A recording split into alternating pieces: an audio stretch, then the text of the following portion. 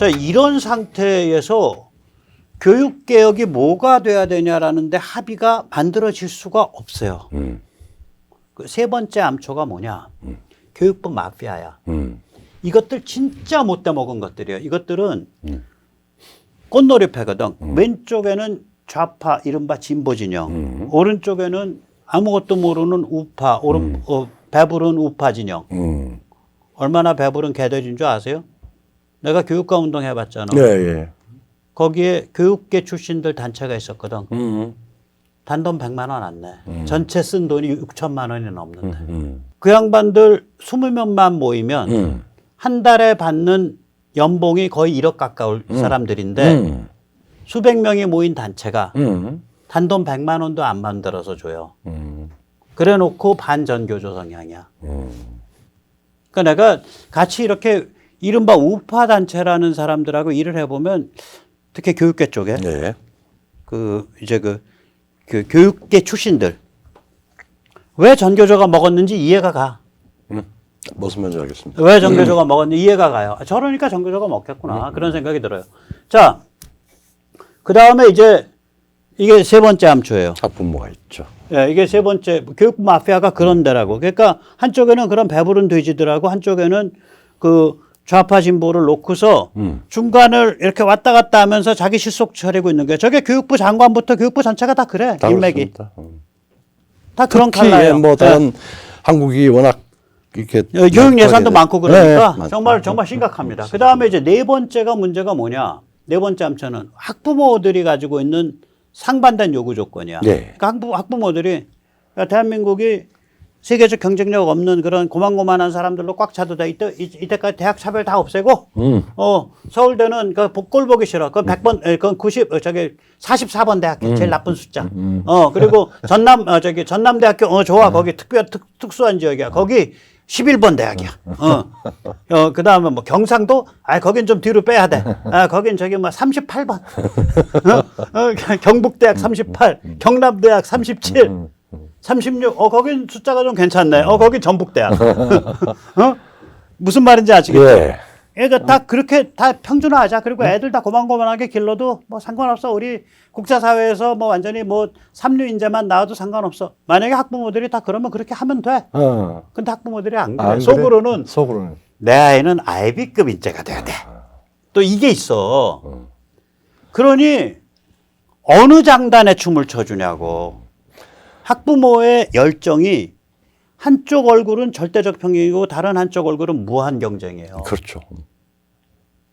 이 네 개 암초가 있는 거라 그러니까 이 네 개 암초를 어떻게 불과 5년 임기밖에 안 되는 대통령이 그 느물거리는 교육부 마피아 데리고 그 말 안 듣는 여의도 데리고 어떻게 하시려고 그러니까 성과를 내기 어렵습니다. 그럼 그냥 가만 손 놓고 있어야 되는 건 아니죠. 아이고 요새 뭐 AI 시대가 오니까 AI 교육이라고 요새 뭐 그냥 여기도 AI 저기도 AI 그렇습니다. 어떻게 해야 됩니까 이거? AI 교육이요? 네. 그 AI 교육이라고 쓰고 사기극이라고 읽어야 돼요. 이게 뭐냐면 윤 대통령이 엊그저께 그 얘기할 때 AI 교육하면 됩니다. 그래서 아이고 저것도 누가 교육부 누구한테 사기당했구나 내가 그랬어. 이게요 윤 대통령 공부 좀 하세요. 오늘 칭찬 많이 해드렸으니까 내가 입순소리도 할게. 네, 하세요. 내가 정보통신 쪽에서 먹고 사는 놈 아니요. 이 AI라는 거 우리 시청자님들한테 내가 말씀드리고 싶어. AI는요 기계가 비슷한 상황을 반복적으로 하면서 그 컴퓨터가 그거를 최대한 잘할 수 있는 지능을 스스로 진화시켜 가는 거예요. 그렇죠. 그러니까 진화형 소프트웨어야. 지능이 점점 진화되는 거야, 스스로. 그런데 이거를 하려면 아무 데서나 못해. 문맥이 있어요. 특정한 문맥에서 이게 잘 들어먹어요. 이 문맥이 뭐냐. 목표가 계산될 수 있어야 돼요. 목표가 숫자로 계산될 수 있어야 돼요. 맞다, 0, 틀렸다, 1. 그게 가장 쉬운 거고. 목표가 계산될 수 있어야 돼요. 두 번째는 뭐냐. 규칙이, 그 게임의 규칙이 단순 명확해야 돼. 이게 대표적인 예가 바둑이에요. 바둑. 바둑은 목표가 나중에 집으로 계산해서 집이 반집이라도 이긴 자가 이기는 거다. 목표가 딱 나오잖아. 그렇죠. 그 다음에 그 방식이 바둑은요. 바둑이 룰이 규칙이 9개밖에 없습니다. 그렇죠. 일본 규칙이 뭐냐? 흑이 한 수 두고 백이 한 수 둔다. 그렇게 해서 굉장히 단순한 9개 규칙밖에 그렇죠. 예. 바둑이 그래요. 네. 그 다음에 2번 규칙은 뭐냐? 선과 선이 만난 점에 둔다요. 맞아요. 그렇죠. 네모 안에 두는 게 아니라 네. 교차점에 둔다. 그런 식으로 9개 규칙밖에 없어요. 바둑이. 그러니까 이거는 그 바둑 프로그램을 잘 짜서 AI로 진화형 지능을 잘 짜가지고 바둑을 많이 두게 시키면은 처음에는 5급, 뭐 8급, 그 다음 달 가니까 5급. 그게 알파고에서 일어난 일이에요. 그렇죠. 예. 그래 한 1년 지나니까 프로 1단. 그렇죠. 한 2년 지나니까 뭐 프로 4, 5단, 3년 지나니까 야 이제 이세돌이 와봐. 이세돌이 너 한번 그거거든 이게. 그렇죠. 그러면 이제 거꾸로 뒤집어 말하자고요. 그러니까 자율주행도 똑같은 거거든. 그렇죠. 우리가 도로를 따라서 달리는데 신호를 지켜야 되고 사람은 피해야 되고 몇 가지 룰이 명확하잖아. 예, 예. 목표는 도로를 따라서 가면 정해진 속도로 간다. 간다. 간다고. 어. 교육이 그런 거냐고 사람을 기르는 건데 목표가 계산을 하기가 어렵다고요. 그렇죠. 그다음에 방식이 5만 가지 방식이 다 있어. 예를 들어서 얼마 전에 왜 BTS에 진 군대 갔잖아. 네. 그걸 우리나라 교육제도의 관점에서 보면 실패한 교육 사례거든. 지는 그렇죠. 예.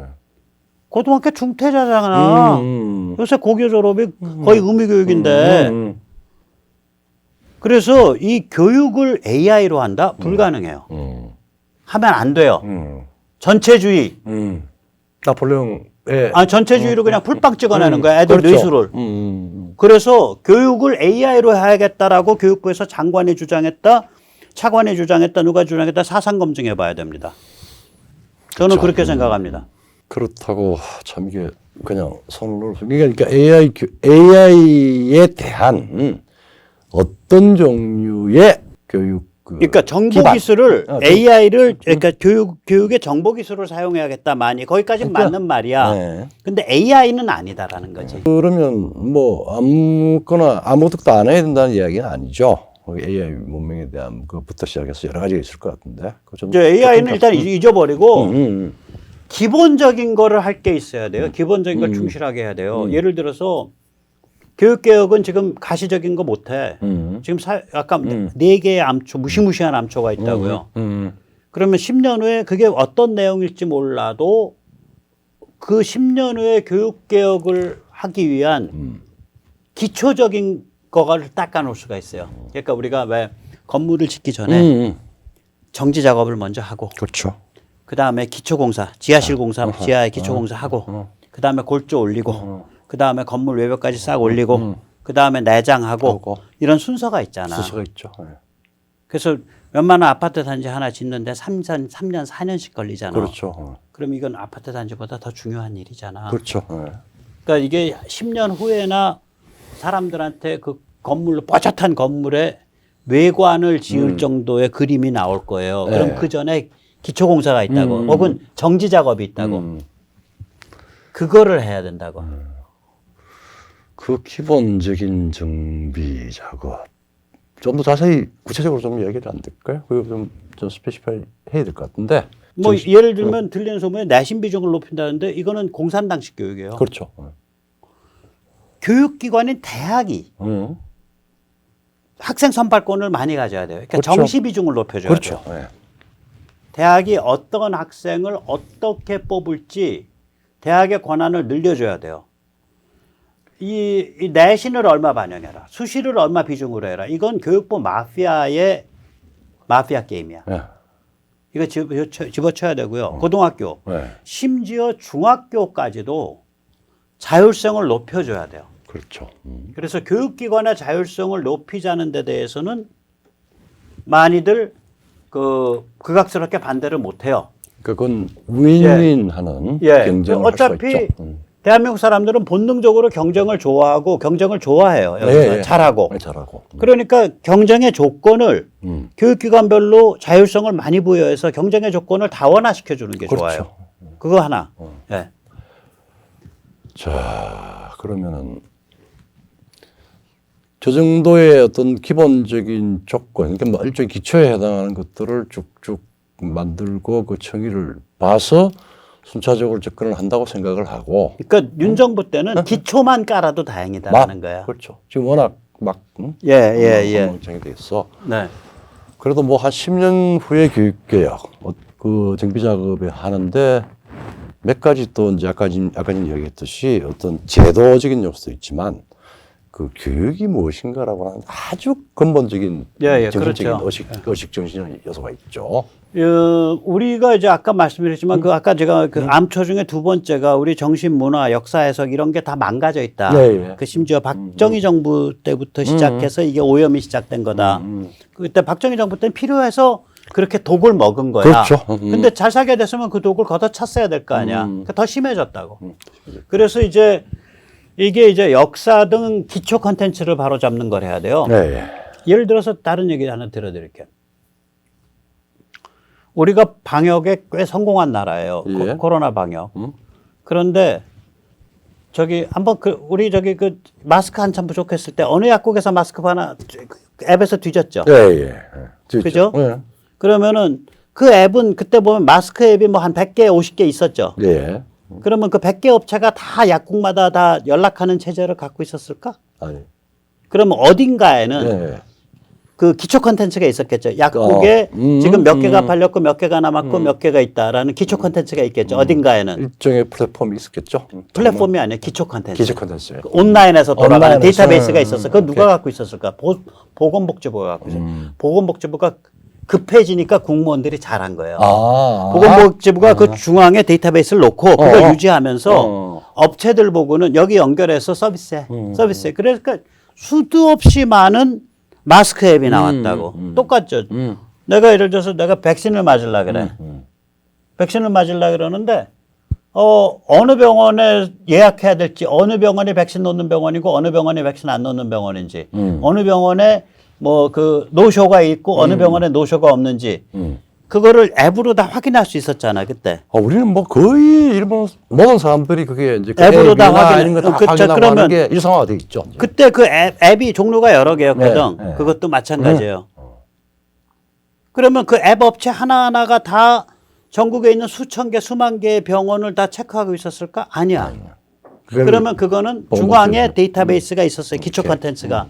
그거를 여러 업체가 뽑아갖고 쓴 거야. 온라인으로 엮어서. 그러면 이제 교육과 관련돼서 그런 이제 역할을 하는 게 지금. 예, 기초 컨텐츠들을 만들어야 돼요. 만들어야죠. 그러니까 그거를 학부모가 연결해서 쓰던 학생이 뭐 이상하게 프로그램 짜서 연결해서 쓰던 교사가 그걸 연결해서 쓰던 교육 사업자가 그걸 연결해서 쓰던 누가 써도 좋다 이거야. 네.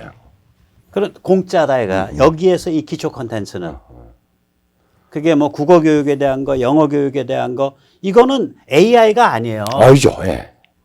그리고 그러니까 서비스가 아니라고. 그러니까 서비스를 위한 플랫폼이지. 플랫폼이죠, 그렇죠. 예. 서비스를 위한 기본이죠. 예. 그건 공공재지. 공공재죠. 예. 정부는 그걸 해야지. 정부가 왜 AI로 서비스를 하려 그러냐고. 안 되죠. 공산당이지. 그렇죠.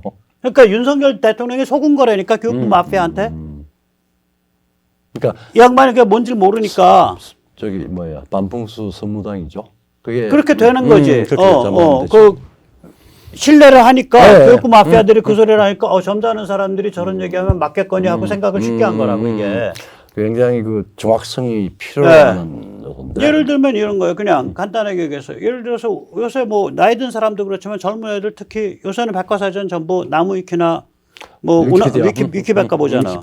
근데 그 민감한 표제어 가면 전부 좌빨스럽거든. 그렇죠. 예.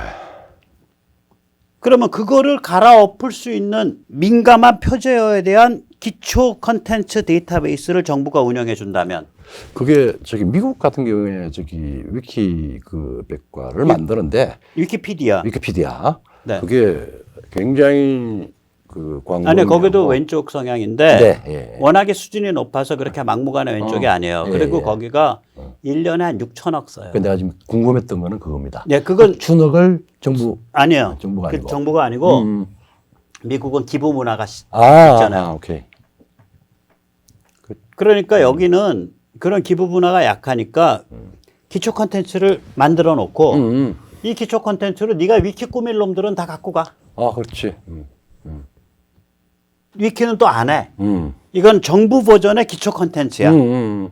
근데 그 내용이 굉장히 좋고 거기에 뭐 여러 가지 동영상도 있고 도표도 있고 이게 있는 거라. 그렇죠.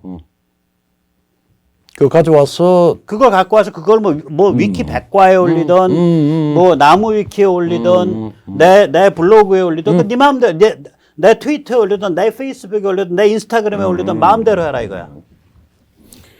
정부가 그걸 해야지. 네. 무슨 놈의 AI.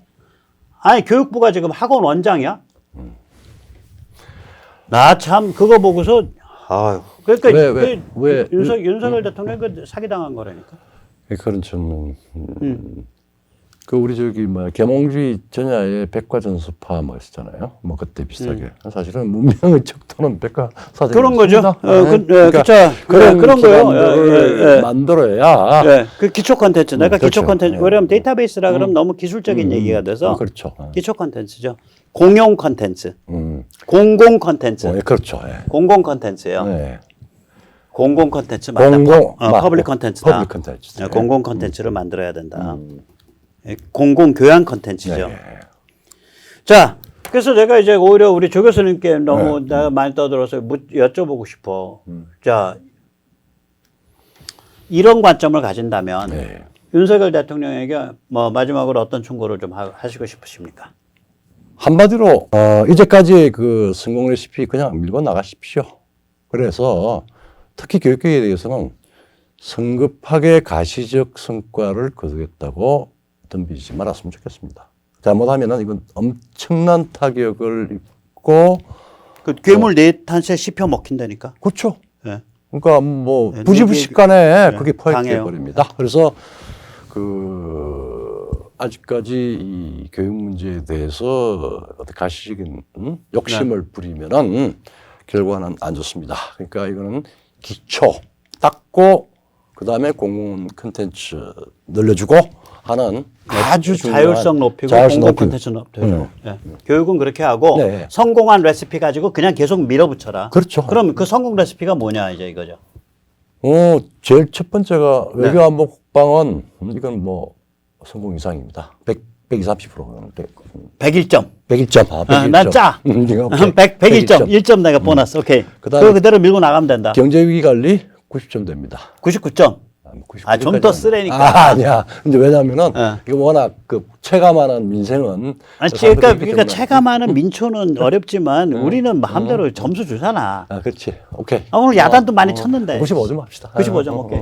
그다음 이제 뭐 탈원전, 뭐 노동, 뭐 탈원전 극복이죠. 극복이죠. 그다음에 이제 노동시장 유연화. 노동시장 유연화. 그다음에 그 못돼 먹은 뭐 전보농성 파업 이런 거 못하게 하는 거. 단순 정은 경제뿐만 아니라 정치 경제학적인 요소인데. 그렇죠. 사회적인 거가 있는 거죠. 그게 두 번째. 두 번째. 경제 위기 잘 관리하라. 지금처럼. 그 다음에 이제 세 번째, 이게 아마 윤석열 대통령 그 당선의 가장 중요한 국민들의 여망인데, 네. 워낙 난잡해진 대한민국의 정치, 소위 제도권의 이 타락과 오염을 정교하고 차분한 사법 과정으로 처리하라. 그렇죠. 그래놓고 그러면 이제 정치권이 몸살을 하면서 이제 몸살을 하면서 이제 자기들이 뭐 정화라든지 빠개지든지 알아서 될 거다. 그게 왜냐하면은 뭐 한 시대에 국민들이 윤석열을 불러낸 그렇죠. 그래서 뽑아준 가장 중요한 기반입니다. 네네. 네. 자, 그럼 오늘 여기까지 말씀 모시겠습니다. 뭐 이제 연말이어 갖고 우리 조 박사님 모시고 약간 두서없지만 이것저것 얘기를 해봤습니다. 네, 감사합니다. 자, 내년에 기대해 보겠습니다.